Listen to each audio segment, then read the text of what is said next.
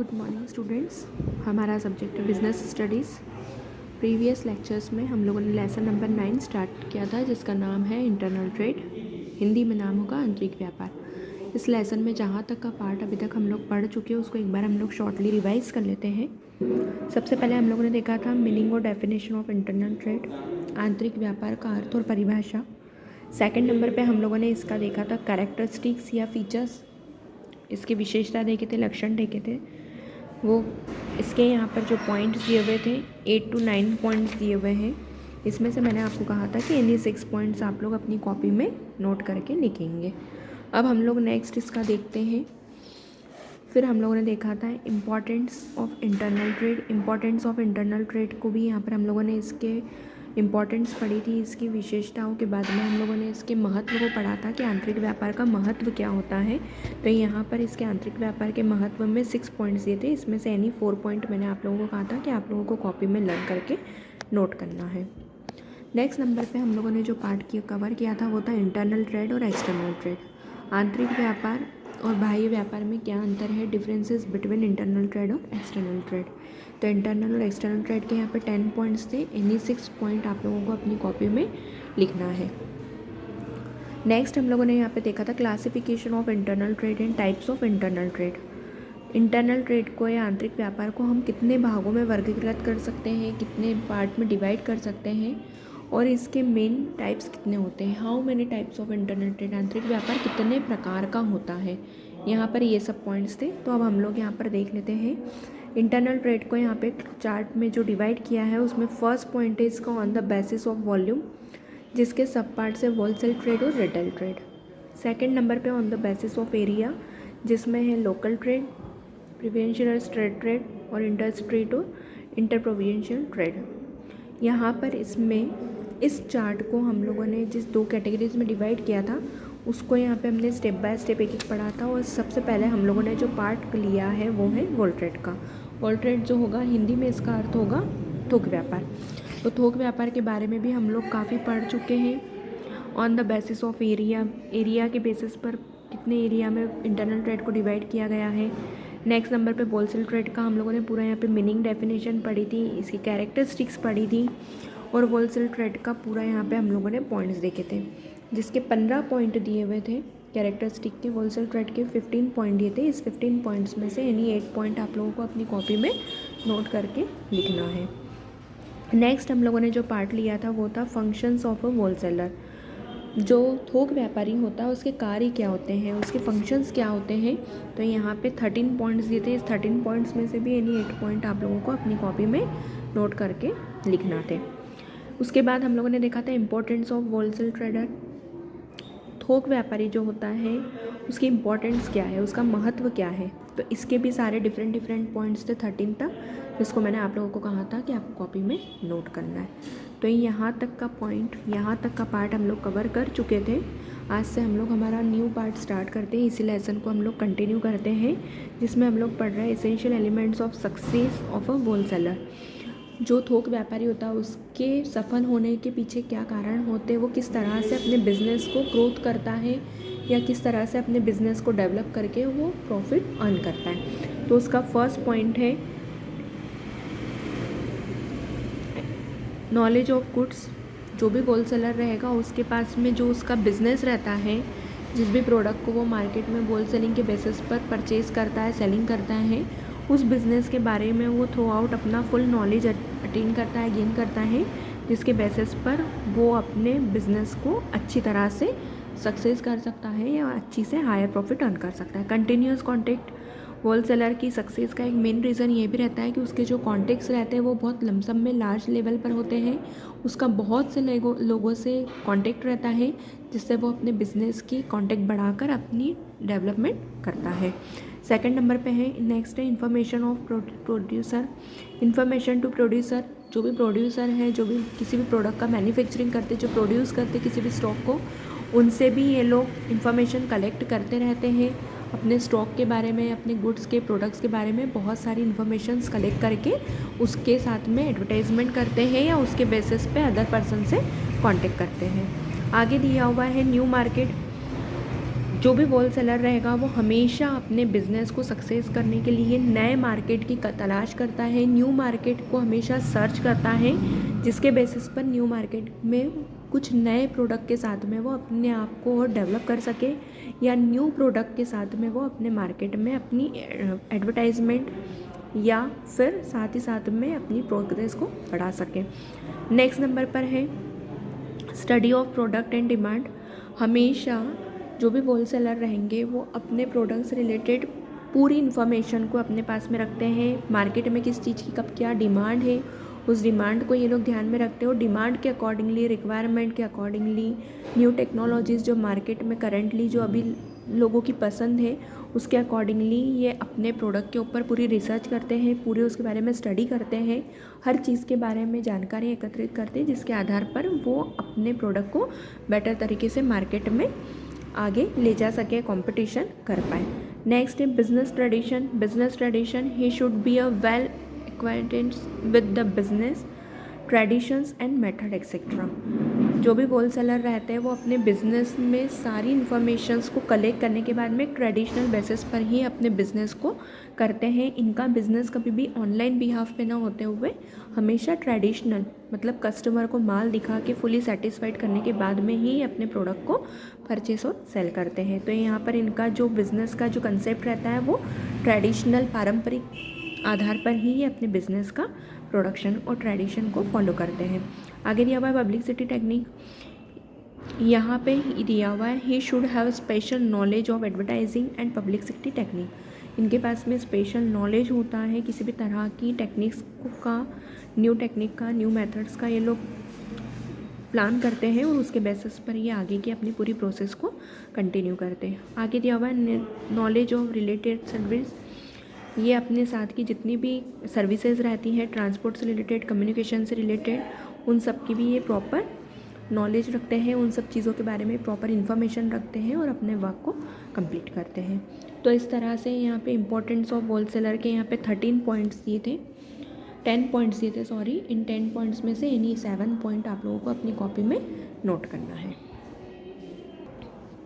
अब हम लोग जो नेक्स्ट पार्ट देख रहे हैं वो है services rendered by wholesaler. Wholesaler की कौन कौन सी सर्विसेज होती हैं, कौन कौन सी सर्विसेज वो अपने कस्टमर को प्रोवाइड करते हैं। तो सबसे पहले हम देखते हैं सर्विसेज टू मैन्युफैक्चरर।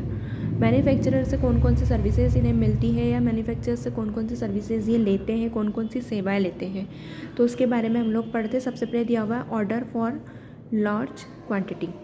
हमेशा होल सेलर के पास में जो कॉन्ट्रैक्ट रहता है या होल सेलर का जो बिज़नेस रहता है वो हमेशा लार्ज लेवल पर होता है, क्योंकि ये होता ही होल सेलर है। और होल सेलर जिस तरह से हमको नाम से समझ में आ रहा है, होल सेलर यानी यहाँ पर ये हमेशा अपने बिज़नेस में जो भी माल को परचेज़ करते हैं या अपने रिटेलर को भी जो चीज़ें ये बेचते हैं वो हमेशा थोक में होती है, ज़्यादा क्वांटिटी में होती है। तो इनका जो ऑर्डर रहता है मैन्युफैक्चरर को वो भी हमेशा लार्ज लेवल पर या लार्ज क्वांटिटी में ही होता है। ज़्यादा मात्रा में ये हमेशा अपने कॉन्ट्रैक्ट को देते हैं या अपने ऑर्डर को देते हैं। नेक्स्ट हमको इसमें दिया हुआ है सेकंड नंबर पे financing to producer. Financing to procedure मतलब यहाँ पे जो अमाउंट का जो पे करने का जो यहाँ पे जो अमाउंट पे करने का जो सोर्स रहता है वो किस तरह से होगा ये भी यहाँ पे दिया हुआ रहता है। मशीनरी बेसिस पर रहता है, रॉ मटेरियल को परचेज़ करना, यहाँ पे बहुत सारी स्टेप बाय स्टेप की प्रोसेस को फॉलो करते हुए यहाँ पर ये अमाउंट पे करते हैं। जैसे जैसे इनके पास में स्टॉक अवेलेबल होता जाता है वैसे वैसे इनका पेमेंट का फाइनेंसिंग प्रोसीजर भी चलता रहता है। नेक्स्ट दिया हुआ है सर्वे टू मार्केट। होल सेलर जो रहेगा वो हमेशा अपने मार्केट में पहले सर्वे करता है कि मार्केट में एक्चुअल में एट प्रेजेंट में किस चीज़ की डिमांड है, किस चीज़ की रिक्वायरमेंट है। उस रिक्वायरमेंट के अकॉर्डिंगली उस सर्वे से जो इसके पास में इंफॉर्मेशन होती है उस इंफॉर्मेशन के ऊपर वो डीप स्टडी करता है और उसके बेसिस पर वो अपने मार्केट में फिर से अपने नए प्रोडक्ट के लिए रेडी रहता है, क्योंकि ये इन्फॉर्मेशन ही उसे बताती है, ये सर्वे ही उसे बताता है कि मार्केट में आज कस्टमर की क्या रिक्वायरमेंट है, नई टेक्नोलॉजीज़ कौन सी है, मार्केट में किस नई चीज़ को, नई टेक्निक को यूज़ किया जा रहा है। इन सब के बेसिस पर ये अपना कांटेक्ट करते हैं मैन्युफैक्चरर से, ताकि वो उसी तरह का माल, उसी किस्म का माल, वैरायटी का माल अपने कस्टमर्स को प्रोवाइड कर सकें। आगे दिया हुआ है रिस्क बेयरिंग। होलसेलर को हमेशा रिस्क भी रहती है। ये रिस्क उसे सिर्फ माल खरीदने से लेकर नहीं होती है, खरीदने से लेकर बेचने तक, मतलब उसकी जितनी भी प्रोसेस वो कंप्लीट करता है, स्टेप बाय स्टेप जितनी भी उसको स्टेप्स फॉलो करना पड़ती हैं, जितने काम वो करता है, उन सभी में रिस्क का क्राइटेरिया हमेशा रहता है। क्योंकि अगर रिस्क नहीं होगी या वो किसी चीज़ के लिए अगर रिस्क नहीं लेगा तो वो मार्केट में कंपटीशन के लिए भी उस लेवल पर नहीं जा पाएगा, इसलिए हमेशा रिस्क जो रहेगी इसमें बनी रहती है। नेक्स्ट नंबर पे दिया हुआ है नो स्टॉकिंग। नो स्टॉकिंग, तो यहाँ पर हमेशा स्टॉक जो रहता है वो उन्हीं लोगों के लिए रहता है। यहाँ पर जो भी होलसेलर जो रहते हैं वो स्टॉक हमेशा उन्हीं लोगों के लिए रखते हैं जो उनसे डायरेक्ट माल खरीद रहे हैं या जिनका ऑर्डर वो लोग शुरू से एक्सेप्ट करते हैं। आगे दिया हुआ इम्पॉर्टेंट लिंक। इम्पॉर्टेंट लिंक का मतलब ये रहेगा कि ये लोग अपनी सर्विसेज को लिंक के बेसिस पर भी शो करते हैं कि उनके मार्केट में उन्होंने जो भी पूरी एक इन्फॉर्मेशन रहती है वो इन्फॉर्मेशन वो माउथ पब्लिसिटी ना करते हुए लिंक बेसिस पर भी इन्फॉर्मेशन का कलेक्शन दे देते हैं। नेक्स्ट नंबर पे दिया हुआ है इसका एक्सप्लोटेशन और न्यू मार्केट। हमेशा न्यू मार्केट के लिए ये हमेशा सजेशन देते और लेते रहते हैं ताकि मार्केट में नई चीज़ों की इन्फॉर्मेशन से वो नई चीज़ को भी मार्केट में ला पाए। तो इस तरह से हम लोगों ने यहाँ पे इसकी जो सर्विसेज थी वो सर्विसेज टू होलसेलर थी, सर्विसेज टू मैन्युफैक्चरर थी, तो मैन्युफैक्चरर से रिलेटेड उनकी क्या सर्विसेज होती थी वो हमने पढ़ा। अब हम लोग जो इन्फॉर्मेशन देख रहे हैं वो है नेक्स्ट नंबर पे दिया हुआ है सर्विसेज टू रिटेलर। रिटेलर के लिए क्या सर्विसेज इनकी रहती हैं, ये रिटेलर्स को ये कौन कौन सी सर्विसेज प्रोवाइड करते हैं। तो फर्स्ट नंबर पे दिया हुआ है क्रेडिट फैसिलिटी। होलसेलर हम अपने रिटेलर्स को मतलब अपने खेरची व्यापारियों को क्रेडिट फैसिलिटी भी देते हैं। क्रेडिट फैसिलिटी का मतलब यहाँ पर होगा उधार की सुविधा, क्योंकि जब भी कोई व्यक्ति मार्केट में अपने आप को स्टेबल करना चाहता है, अपने आप को मार्केट में प्रूव करना चाहता है, तो वो सिर्फ कैश बेसिस पर ही बिजनेस नहीं कर सकता है, वहाँ पे उसको कैश के साथ ही साथ में क्रेडिट की फैसिलिटी भी अपने कस्टमर को प्रोवाइड करनी रहती है। तो यहाँ पे जो कस्टमर रहेंगे वो होते हैं रिटेलर। तो रिटेलर को ये क्रेडिट फैसिलिटी यानी उधार की भी सुविधा देते हैं और उस पीरियड में, उस टाइम पीरियड में, उस मार्जिन में ये उस अमाउंट को लेने के लिए उनसे कमिटमेंट करते हैं। आगे दिया हुआ है facility to choice. Facility of choice यानी क्रेडिटर नहीं, यहाँ पे जो रिटेलर रहेंगे वो रिटेलर को किस तरह का माल चाहिए, उनकी रिक्वायरमेंट क्या है, उस रिक्वायरमेंट के बेसिस पर वो अपने माल को, अपने प्रोडक्ट को, अपने किसी भी गुड्स को सिलेक्ट कर सकते हैं। तो इनके पास में चॉइस का ऑप्शन रहता है कि आपको किस वैरायटी का कैसा माल चाहिए। आगे दिया हुआ है कंप्लीट नॉलेज ऑफ गुड्स। जो भी होलसेलर रहेगा वो अपने गुड्स का कंप्लीट नॉलेज रखेगा। कंप्लीट नॉलेज यानी किसी भी तरह का कोई भी कस्टमर अगर आके उनसे किसी इन्फॉर्मेशन के बारे में, किसी चीज़ के बारे में पूछता है तो रिटेलर के प्रति होलसेलर की ड्यूटी रहती है कि वो अपने रिटेलर को उस गुड्स के बारे में कंप्लीट इन्फॉर्मेशन दे, नॉलेज दे, ताकि उससे जो उसके कस्टमर है, रिटेलर के जो कस्टमर है, वो उन्हें सेटिस्फाई कर पाए।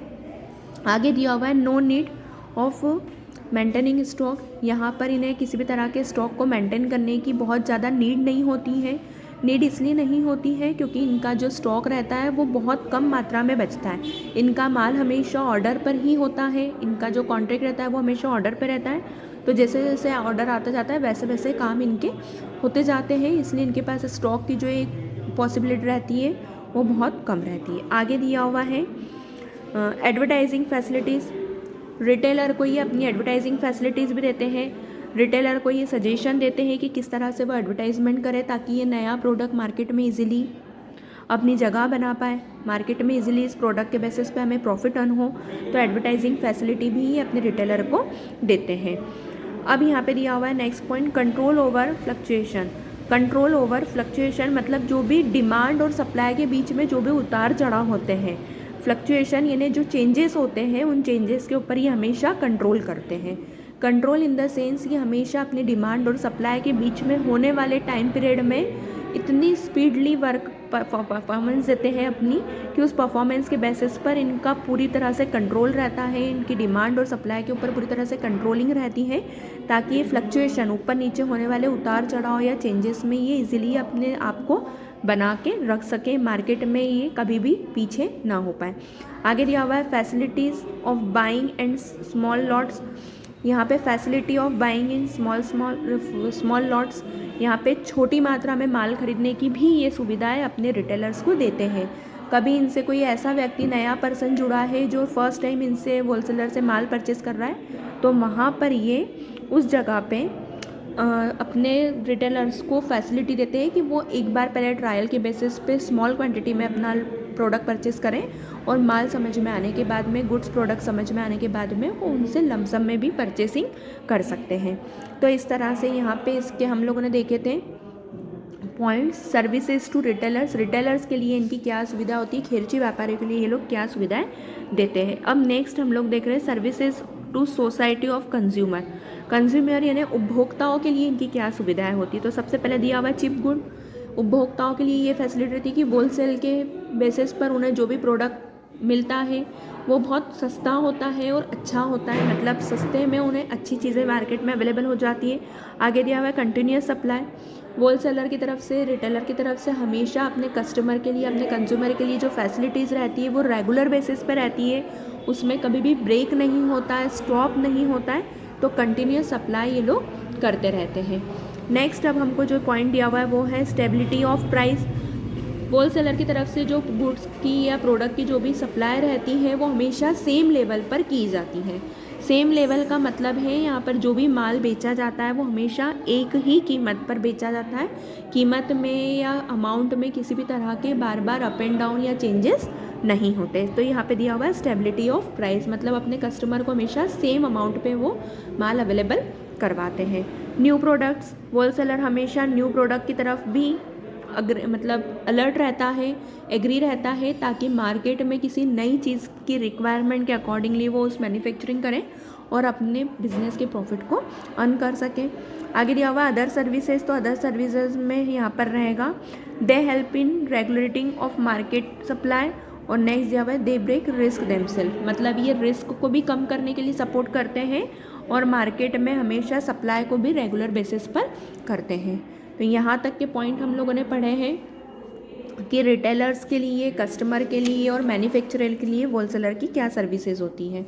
अब हम लोग जो नेक्स्ट पॉइंट ले रहे हैं वो है इसी में आगे एडवांटेजेस या ब्रैकेट में दिया हुआ है मेरिट्स ऑफ होलसेलर ट्रेड। थोक व्यापारी के क्या लाभ है, थोक व्यापारी के क्या लाभ होते हैं, एडवांटेजेस क्या है उनके। तो यहाँ पर अब हम इसको पॉइंट पढ़ रहे हैं। तो सबसे पहले दिया हुआ है स्पेशलाइज्ड डीलर। स्पेशलाइज्ड यानी जो भी यहाँ पे होलसेलर रहता है वो पर्टिकुलर किसी एक वैरायटी को, किसी एक प्रोडक्ट के ऊपर ही अपने बिजनेस को पूरा कंटिन्यू करता है, उनके पास में पर्टिकुलर चीज़ के ऊपर ही वर्क किया जाता है। तो यहाँ पे दिया हुआ है स्पेशलाइज्ड डीलर, मतलब पर्टिकुलर वो व्यक्ति जिस चीज़ के लिए प्रोडक्ट कर रहा है, जिस चीज़ का होलसेलर है, उसके पास में उसी की सभी वैरायटी मिलेगी। अगर आप किसी स्टील पर्सन की, स्टील होलसेलर के पास जाओगे तो उसके पास में सारा स्टील से रिलेटेड ही सारी चीज़ें रहेंगी, सारे बर्तन रहेंगे, स्टील की ही सारी वैरायटी रहेंगी। वहाँ पे आप वुडन का या ग्लास से रिलेटेड कोई भी चीज़ें या फाइबर से रिलेटेड आपको क्रॉकरी वगैरह कुछ भी अवेलेबल नहीं हो पाएगी। तो यहाँ पर बस यही पॉइंट है कि स्पेशलाइज्ड डीलर, मतलब यहाँ पर ये जो व्यक्ति रहते हैं, होलसेलर जो रहते हैं, उनके मेरिट्स यानी लाभ यही है कि ये पर्टिकुलर किसी चीज़ के ऊपर ही फोकस करके अपने बिजनेस को वर्क करते हैं। असेंबलिंग ऑफ गुड्स, हमेशा ये असेंबल करना मतलब गुड्स को किस तरह से प्रॉपर यूज़ करना, रॉ मटेरियल को किस तरह से फुली यूज़ करना कि रॉ मटेरियल में वेस्टेज में कम से कम हो और यूटिलाइजेशन प्रॉपर हो, इसके ऊपर भी वर्किंग करते हैं। फाइनेंशियल असिस्टेंट मतलब ये गुड एडवर्टाइज़र भी होते हैं, गुड प्रोसीजर भी होते हैं, मतलब यहाँ पर ये अपने मनी को किस तरह से स्मूथली प्रोग्रेस में लेना, ये इनका एक मेन पर्पस होता है। आगे दिया हुआ credit facility to retailers. Credit facilities to retailer, ये अपने रिटेलर्स को भी क्रेडिट की फैसिलिटी देते हैं, उधार की सुविधा देते हैं, जिससे इनके पास में कस्टमर हमेशा बने रहते हैं, अपने रिलेशन अच्छी से ये मेंटेन कर पाते हैं। आगे दिया हुआ है ट्रांसपोर्टर मतलब यहाँ पर ट्रांसपोर्ट की सुविधाएं भी, यातायात की सुविधाएं भी अपने कस्टमर्स तक प्रोवाइड करवा देते हैं। गुड्स को असेंबल करने में, गुड्स को लाने ले जाने में, प्रोडक्ट को एक स्थान से दूसरे स्थान तक पहुँचाने में यहाँ पर ये ट्रांसपोर्ट की सुविधा भी ईजिली कर लेते हैं। आगे दिया हुआ है स्टेबिलिटी इन प्राइजेस। यहाँ पर हमेशा कीमत एक समान होती है, कीमत में किसी भी तरह का चेंजेस नहीं होता है, इसलिए कस्टमर हमेशा इनके पास आना पसंद करते हैं। तो यहाँ पर इस तरह से हमने इसके 8 से 9 पॉइंट पढ़े, इसमें से एनी 6 पॉइंट आप लोगों को अपनी कॉपी में नोट करना है। अब हम लोग यहाँ पर देख रहे हैं डिसएडवांटेज और डीमेरिट्स, मतलब इसकी क्या हानि होती है, होलसेलर की क्या नुकसान होते हैं, ये भी हम लोग डिसएडवांटेजेस को देख लेते हैं। सबसे पहले दिया हुआ है इंक्रीज्ड कॉस्ट। इनकी जो कॉस्टिंग रहती है वो हमेशा सेम लेवल पर होती है, ये अपनी कॉस्टिंग में कभी भी चेंजेस नहीं कर सकते, इसलिए बहुत सी बार कभी रिटेलर की कंडीशन उस समय नहीं है कि वो उतनी अमाउंट पे करके अपने परचेज कर पाए प्रोडक्ट को, तो वहाँ पर इनके लिए ये डीमेरिट है कि फॉल्ट होता है कि इनकी कंडीशन हमेशा सेम होने के कारण ही किसी तरह का प्राइस में एडजस्टमेंट नहीं कर पाते। आर्टिफिशियल सेक्रेटरी, यहाँ पर आर्टिफिशियल पर्सन के बेसिस पर ये अपनी वर्किंग परफॉर्मेंस देते हैं, मतलब बहुत सी बार प्रोडक्ट लॉन्च कुछ किया जाता है, दिखाया कुछ जाता है और होलसेल में उसकी क्वालिटी में कभी कभार चेंजेस आ जाता है, ये कंडीशन भी कस्टमर को फेस करनी पड़ती है। नेक्स्ट दिया हुआ है नो कॉरस्पॉन्डिंग सर्विसेज, मतलब सेम वैल्यूज सेम अमाउंट पर दी जाती है, कभी भी उसमें चेंजेस नहीं होते, जो आपने कमिटमेंट किया है, जिसके अकॉर्डिंगली आपने डिमांड की, उस डिमांड और कंडीशन के अकॉर्डिंग ही आपको पूरा डील फाइनल करना होता है। आगे दिया हुआ है ट्रेडिशनल अप्रोच। बहुत सी बार व्यक्ति कभी माल खरीदने के लिए खुद नहीं आ सकता और उसको कभी ऑनलाइन बिजनेस करना हो, ऑनलाइन बिजनेस में अगर कोई व्यक्ति आज की टेक्निक के अकॉर्डिंगली इंटरेस्टेड रहता है तो होलसेलर के पास में एक ये ड्रॉबैक रहता है, उसकी एक कमज़ोरी रहती है या कमी रहती है कि ये हमेशा अपने बिजनेस को ट्रेडिशनल बेसिस पर करते हैं और आज की न्यू टेक्निक के अकॉर्डिंगली व्यक्ति के पास में इतना टाइम नहीं है कि वो हर चीज़ फेस टू फेस देखे, तो ऑनलाइन बिजनेस का एक इनमें ड्रॉबैक रहता है और यहाँ पे ट्रेडिशनल अप्रोच के कारण यहाँ पे इनके बिजनेस में उतनी एक मॉडर्न टेक्नोलॉजी का यूज़ ना होते हुए थोड़ा सा एक फॉल्ट रहता है। आगे दिया हुआ है more close to the procedure.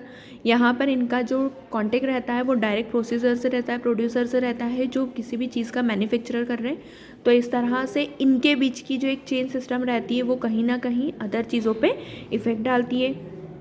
No actual risk, इसमें किसी भी तरह की एक्चुअल रिस्क नहीं होती है, होलसेलर को किसी भी तरह की रिस्क नहीं रहती है, पूरी रिस्क जो रहती है, जो पूरी एक रहती है कंडीशन, वो पूरी तरह से अदर पर्सन्स के ऊपर ही ये डाल देते हैं। वेट टू पॉपुलर गुड्स, मतलब यहाँ पे अच्छी चीज़ों की किस्म के लिए, अच्छे फीडबैक के लिए हमेशा इन्हें वेट करना पड़ता है, मतलब मार्केट में जब तक इनकी चीज़ों को यूज़ नहीं किया जाता तब तक इन्हें प्रॉपर फीडबैक भी नहीं मिल पाता है। यूज्ड कैपिटल इन्वेस्टमेंट, मतलब यहाँ पे कैपिटल का जो इन्वेस्टमेंट रहता है वो भी बहुत ज़्यादा रहता है, क्योंकि होलसेलर को उतनी क्वांटिटी के माल को सप्लाई करने के लिए, उतनी क्वांटिटी को फुलफ़िल करने के लिए फंड भी बड़ी मात्रा में ही लगाना पड़ता है ताकि वो टाइम पे किसी भी चीज़ के ऑर्डर को पूरा कर सके। तो इस तरह से यहाँ पे हम लोगों ने इसके डीमेरिट्स पढ़े, ड्रॉबैक्स पढ़े या डिसएडवांटेजेस भी हम बोल सकते हैं, ये सब हम लोगों ने देखा। अब हम लोग देख रहे हैं एलिमिनेशन ऑफ होलसेलर जस्टिफाइड। क्या यहाँ पर होलसेलर को हटाना चाहिए, क्या होलसेलर हमारे मार्केट के लिए, आज के रिक्वायरमेंट के लिए सही नहीं है, इस चीज़ को हमें प्रूव करना है। तो ये पैराग्राफ आप एक खुद से सेल्फ लर्न कर लेना या देख लेना। आगे दिया हुआ है arguments in favour of elimination, मतलब इनको एलिमिनेट करने के लिए क्या क्या चीज़ें होनी चाहिए या किस किस चीज़ों के ऊपर आर्ग्यूमेंट किया जाता है होलसेलर के लिए। यहाँ पे इसके 10 पॉइंट्स दिए हुए, यानी 4 पॉइंट आप लोग सिर्फ ओनली रीड कर लेना, लर्न मत करना।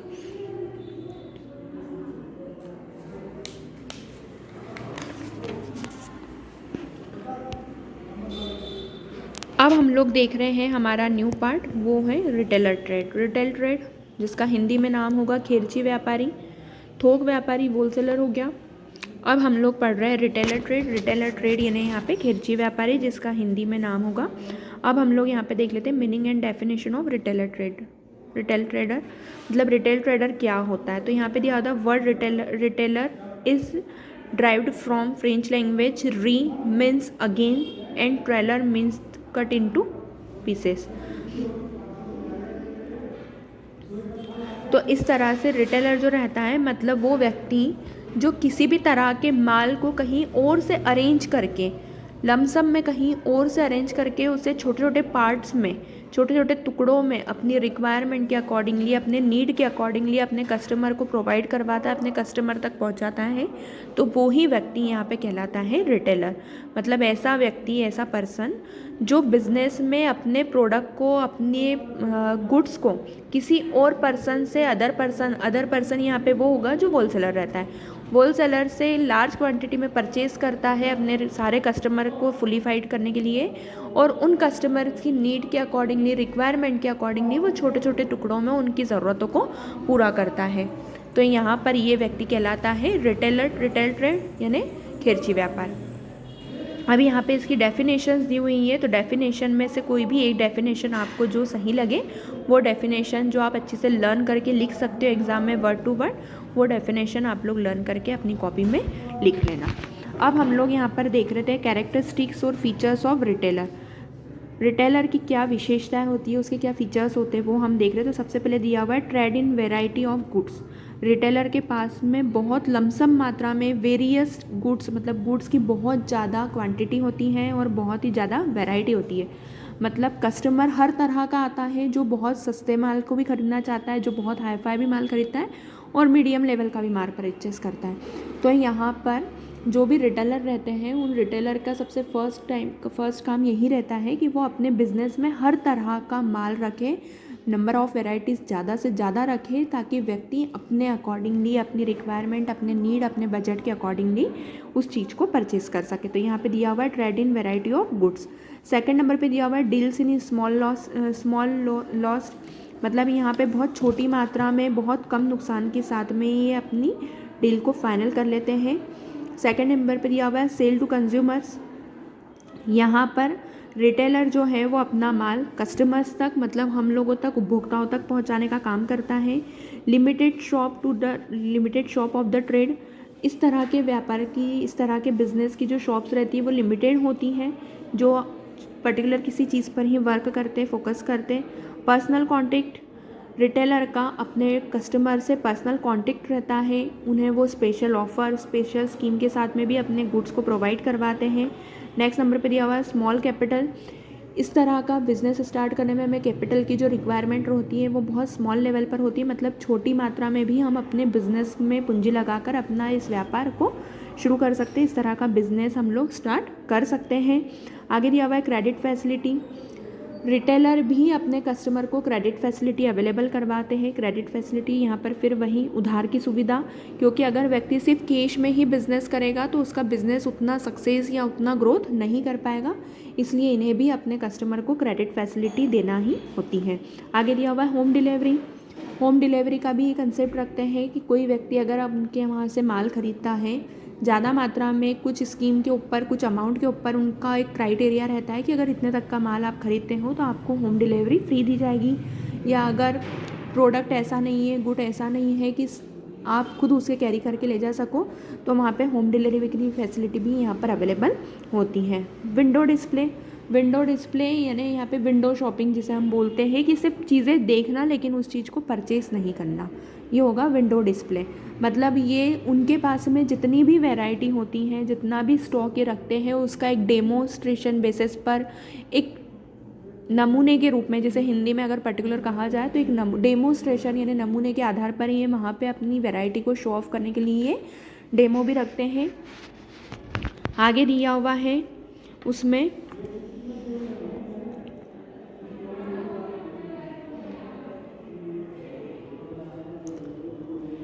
कलेक्शन ऑफ प्रेफरेंस आइटम, मतलब यहाँ पर हमेशा इनका जो कलेक्शन रहता है, इनके ऊपर जो वर्क किया जाता है वो हमेशा उस पर्टिकुलर उस आइटम के ऊपर किया जाता है जिसको मार्केट में रिक्वायरमेंट ज़्यादा है, जिसके कस्टमर बिना किसी चीज़ के, बिना किसी झिझक के उस चीज़ को जल्दी से ख़रीद लेते हैं। तो हमेशा ये ऐसी ही चीज़ों को प्रेफरेंस देते हैं। आगे दिया हुआ है कैश एंड क्रेडिट सेल।